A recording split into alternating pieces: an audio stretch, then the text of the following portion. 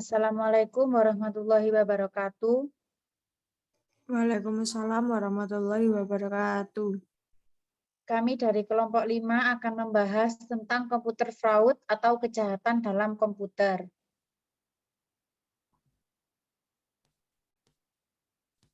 Perkenalkan nama anggota kelompok kami. Yang pertama ada Bakti Hari Purwanto, yang kedua saya sendiri Lestari Wijayanti, yang ketiga ada Merzanika Vima Roaita.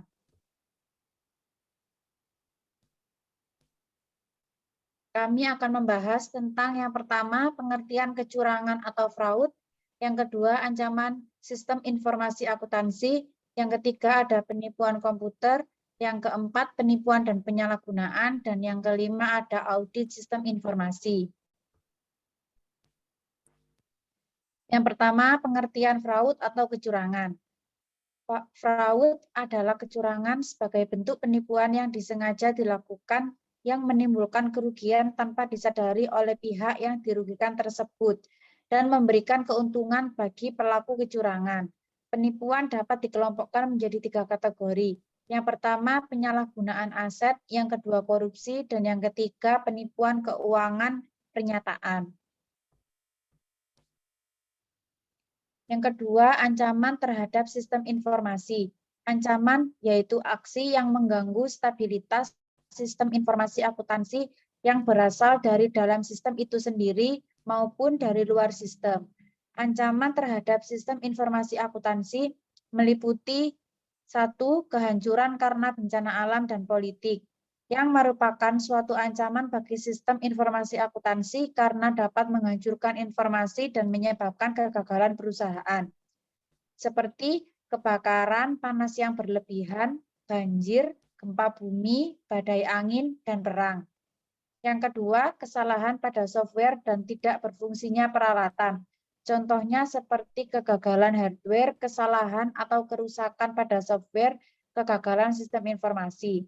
Kesalahan pada software dan tidak berfungsinya peralatan seperti kegagalan hardware, kesalahan atau kerusakan pada software, kegagalan sistem operasi. Yang ketiga, tindakan tidak disengaja, seperti kecelakaan yang disebabkan oleh kesalahan manusia, kesalahan atau penghapusan karena ketidaktahuan, hilangnya atau salah letaknya data. Yang keempat, ada tindakan yang disengaja. Contohnya, ada sabotase, penipuan melalui komputer, penyalahgunaan aset, pencurian yang merupakan tindakan disengaja dan membahayakan suatu sistem. Materi selanjutnya dijelaskan oleh rekan saya. Untuk selanjutnya ada alasan melakukan kecurangan pelaporan keuangan. Yang pertama, menipu investor atau kreditor. Untuk yang kedua, meningkatkan harga saham perusahaan. Ketiga, memenuhi kebutuhan arus kas. Keempat, menyembunyikan kerugian perusahaan atau masalah lain. Penipuan komputer atau komputer fraud sebagai tindakan ilegal, adapun yang membutuhkan pengetahuan teknologi komputer untuk melakukan tindakan awal penipuan, penyelidikan, atau pelaksanaannya.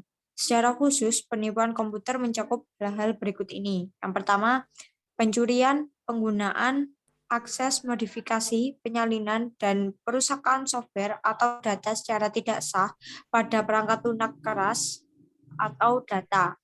Kedua, pencurian uang dengan mengubah catatan komputer atau pencurian waktu komputer. Yang ketiga, pencurian atau perusakan hardware komputer. Yang keempat, penggunaan atau konspirasi untuk menggunakan sumber daya komputer dalam melakukan tindak pidana. Yang kelima, keinginan secara ilegal mendapatkan informasi atau properti berwujud melalui penggunaan komputer. Terdapat 3 karakteristik yang sering dihubungkan dengan kebanyakan penipuan, yaitu yang pertama, pencurian sesuatu yang berharga, seperti uang tunai, persediaan, peralatan, atau data. Yang kedua, konversi aset yang dicuri ke dalam uang tunai. Yang ketiga, penyembunyian kejahatan untuk menghindari pendeteksian. Selanjutnya ada sebab-sebab terjadinya fraud. Yang pertama tekanan atau pressure, yang kedua kesempatan atau opportunity, yang ketiga alasan rationalization. Penipuan dan penyalahgunaan aset adalah salah satu bentuk kecurangan yang dilakukan dengan cara memiliki secara tidak sah dan penggelapan terhadap aset pemerintah untuk memperkaya diri sendiri dan memakai aset tersebut untuk kepentingan pribadi yang biasanya dilakukan oleh karyawan yang bekerja dalam instansi tersebut.